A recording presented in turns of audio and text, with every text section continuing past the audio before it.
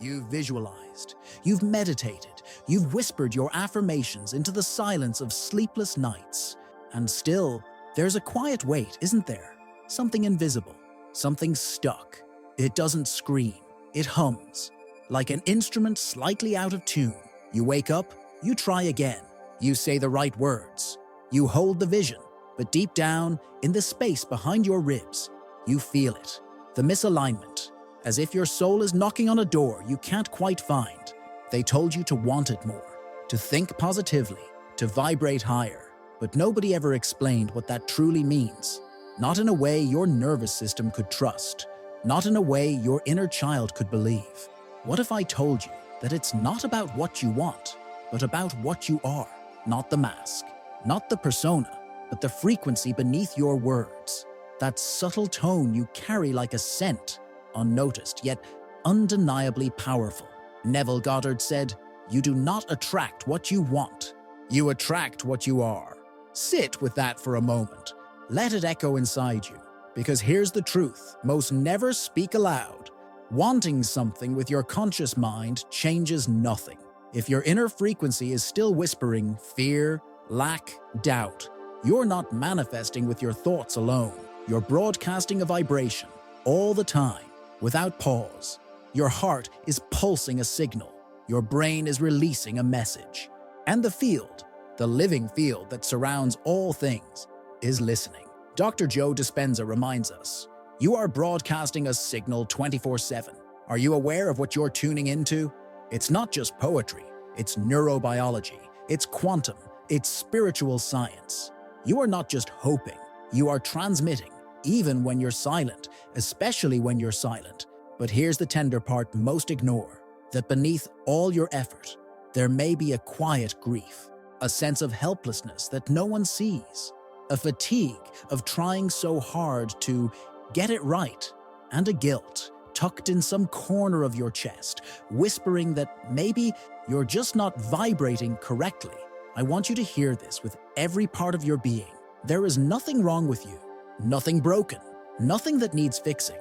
What you're feeling isn't failure, it's misalignment, a dissonance between your conscious desire and your emotional truth. And that's where the shift begins. There is one subtle change, one internal adjustment that can flip your entire vibrational field. Not by force, not by urgency, but by resonance. Today, I'll show you how. But first, let's look at the one thing you might be fearing without even realizing it. Not what you're wishing for, but what you secretly resist receiving. You say you want love. Deep, nourishing, soul-shaking love. The kind that sees you, stays with you, holds you when your voice trembles. But when you imagine it, when you truly feel the weight of that presence entering your life, something clenches, something retreats. You say you want financial abundance, overflow, ease, the ability to breathe without counting coins. But when you picture yourself managing it, receiving it, being responsible for it, your body flinches, your breath shortens, your stomach tightens like it's bracing for impact. You are not weak. You are not sabotaging yourself. You are protecting yourself.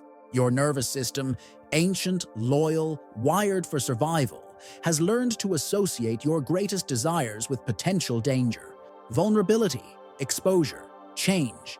It doesn't care about your vision board. It cares about safety. And safety, to your subconscious, often looks like the familiar.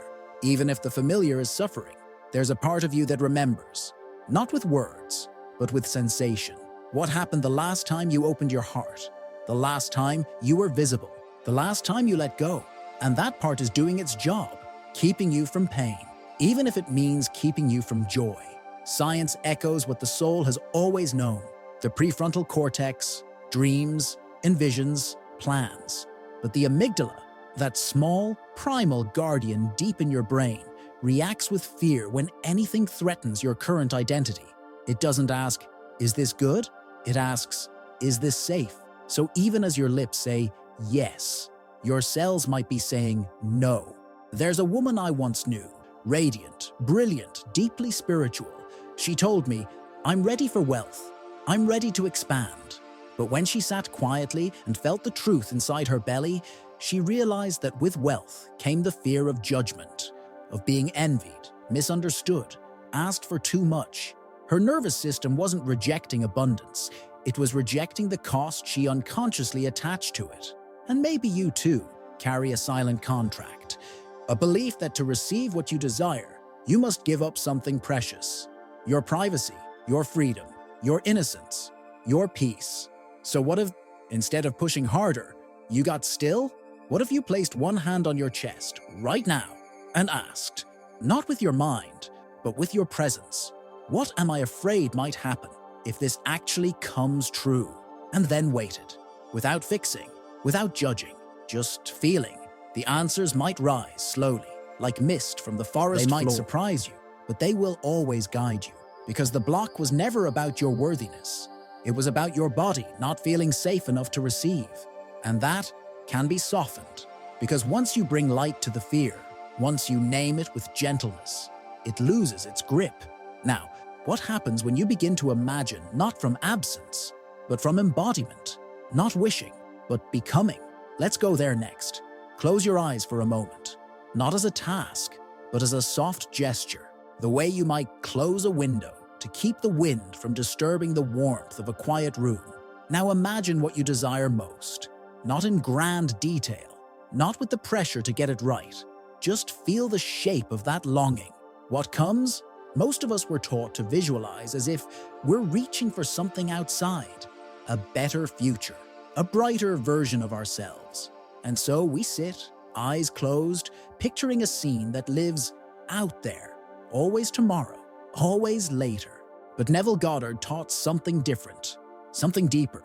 He said, live from the end, not toward it, not about it, from it. You see, your subconscious doesn't speak in future tense. It doesn't understand one day. It understands now. It believes what you embody, not what you want, not what you chase, but what you feel is already real. So when you visualize with longing, you send a frequency of absence. You become a signal of separation. It's like playing a melody that says, it's not here. And the universe, loyal to vibration, echoes that music right back to you. But when you imagine from the place where it's already done, when your body begins to relax into the scene as if it were familiar, something shifts, not just mentally, cell by cell, frequency by frequency. You start to match the life you've been asking for. Neville would often say, go to sleep in the wish fulfilled, not as a ritual of effort, but as a surrender, a gentle persuasion of your inner world. You don't need to convince the universe. You only need to convince your vibration. And that begins with one thing, feeling safe enough to believe. It's like learning a language. If you desire in English, but vibrate in Greek, your signal gets lost in translation. The universe hears need, not presence, distance, not embodiment. So here's a small invitation, not a command, just a moment. When you lie down tonight, before sleep takes you, whisper to yourself, not out loud, but from the silence behind your thoughts, it's done. Then rest your body as if the journey has already arrived. Let your spine sink. Let your breath deepen. Let your cells remember. Because this isn't about performance. It's about presence. And when your vibration learns that it's already safe to receive, when your nervous system stops scanning for what's missing, your life begins to shape itself around a new code. Now, let's talk about something quieter, more subtle, yet deeply disruptive to your frequency. The addiction you didn't know you had, to seeking. There's a silence beneath our wanting, a pulse that doesn't beg, but beckons. And yet, most of us never reach it, because we are caught, not in the absence of manifestation, but in the addiction to momentum, to signals, to signs, to the thrill of maybe now. You might think you're waiting for the universe, but what if it's waiting for you to stop reaching long enough to actually receive? Modern life has trained your brain to crave the chase. Dopamine, that elusive molecule of anticipation, whispers, just one more step, one more clue, one more like, one more sign. It floods your system not when you have the thing, but when you think it's almost here. We don't manifest from presence anymore. We manifest from craving, And that craving is noisy. It fragments your field. It tells your nervous system that here is not enough. Now is not enough. You are not enough. You check your phone. You check the clock. You ask for confirmation. You refresh your feeds. Not because you don't believe, but because you're chasing the chemical high of possibility, of proof. But possibility doesn't come from proof. It comes from coherence. Dr. Joe Dispenza speaks of this with crystalline clarity. When your brain and heart enter harmony, when your inner rhythm stabilizes, your field begins to organize. Life reorganizes around your stillness, not your panic, not your chase. So what does that mean in your body? It means that true creation begins when you stop feeding the hunger for external signs and start feeding the quiet relationship with your inner truth. Imagine this: 5 minutes, no screen, no input, no goal, just the soft weight of your body, the echo of your breath, the hum beneath your skin. Let your awareness drop into your hands, your feet, your belly, not to control, but to commune. This is not a technique. This is a return, because the universe isn't waiting for you to hustle. It's waiting for you to harmonize. And once your field is no longer fragmented by urgency, your signal becomes clear. Your vibration becomes unmistakable, like a song played in perfect pitch. The world responds, not out of charity, but out of recognition. So ask yourself gently, what if I didn't need another sign? What if the calm I seek is seeking me? And in that quiet, something begins to open. Now let's go deeper, into the moment when frequency meets form, into the one technique, simple, physical, and profound, that can anchor your vibration into the now. There's a moment, quiet and golden, just before you open your eyes in the morning, and another, soft and dusky, just before sleep takes you. In those thresholds, between dream and doing, between silence and speech, your vibration is most malleable, most open, most honest. That's where the shift lives, not in grand declarations, not in 10-step plans, but in a single, sacred anchoring of emotional frequency, not to perform, not to manifest faster, but to become coherent, to become true. Dr. Joe Dispenza speaks of this as entrainment, the syncing of brain and heart into a unified signal. When your thoughts, your feelings, and your body speak the same language, your electromagnetic field becomes a clear invitation, not to the future, but to what's already available, waiting at the edge of your belief. So here's what coherence can feel like. You wake with the light still soft. Your thoughts are quiet. Instead of reaching for your phone, you place one hand on your chest, as if greeting an old friend, and you ask your body, without words, to remember a feeling, not a memory, a vibration, gratitude, freedom, safety, joy. Pick one. Feel its texture, its warmth, its movement. Now breathe, slowly, as if each inhale carries that feeling deeper into your spine, and each exhale clears away the static of yesterday. Then choose a gesture, something simple, a gentle touch to your wrist, a phrase you whisper only to yourself, a rhythm in your breath. This is your signal, your code. You are not asking for anything. You are tuning yourself like an instrument, sharpening your presence to match the melody of your desire. And the more often you return to this place, at dawn, at dusk, in quiet pockets of the day, the more your body begins to believe. Your cells adjust. Your nervous system stabilizes. Your reality bends. You become, without needing to chase. Because manifestation doesn't come from desperation. It comes from familiarity. The universe responds not to what you want loudly, but to what you live quietly. And when you live in the frequency of your desire, not just think it, not just speak it, but be it, the external begins to echo the internal, not by force, but by law. So remember this. You are not calling the universe like it's far away. You are becoming the vibration it can't resist. Now feel this shift settle into you, gently, like roots grounding after a long wind. And as we come to the final thread of this journey, I invite you to stay with this softness, because what comes next is the remembrance that your biology was never separate from your belief. There's a point, deeper than thought, softer than emotion, where the body begins to listen. not to the noise of the world, but to the vibration of your belief. Dr. Bruce Lipton said, "The moment you change your belief, you change your biology." And maybe, until now, that sounded poetic. Maybe it felt distant. But pause. Let it settle. Because this isn't philosophy, it's physiology.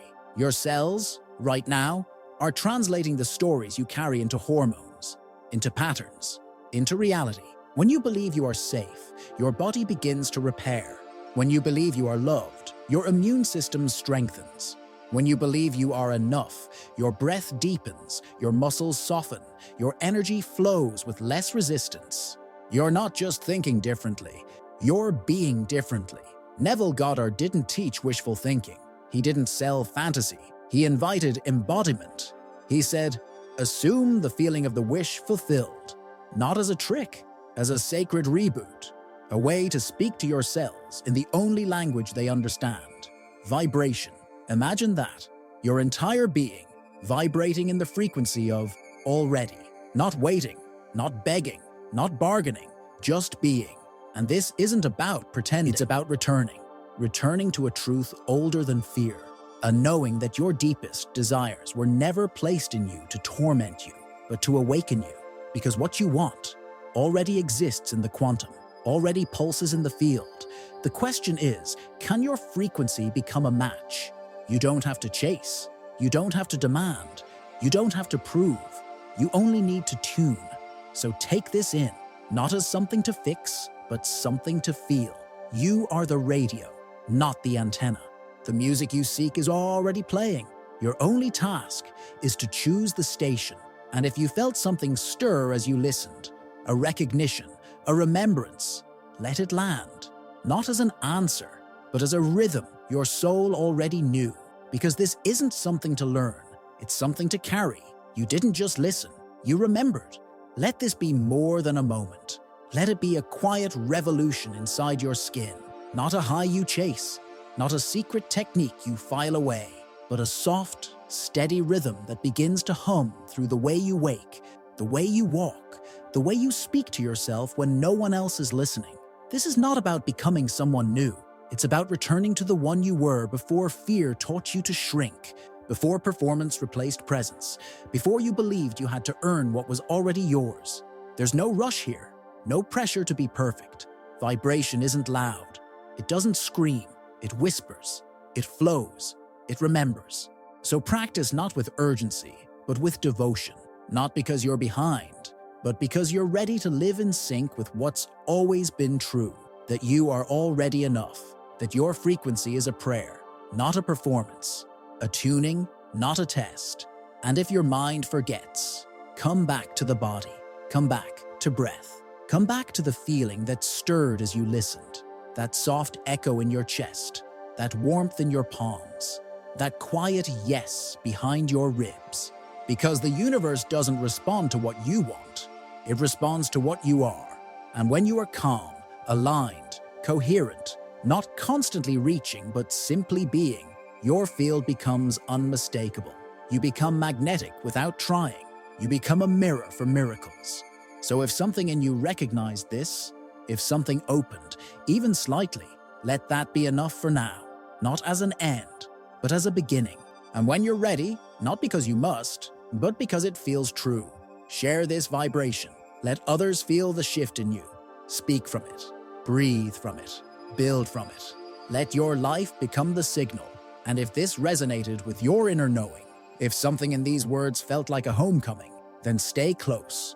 Subscribe, like, reflect below, not to support a channel, but to amplify a field. Together, we rise.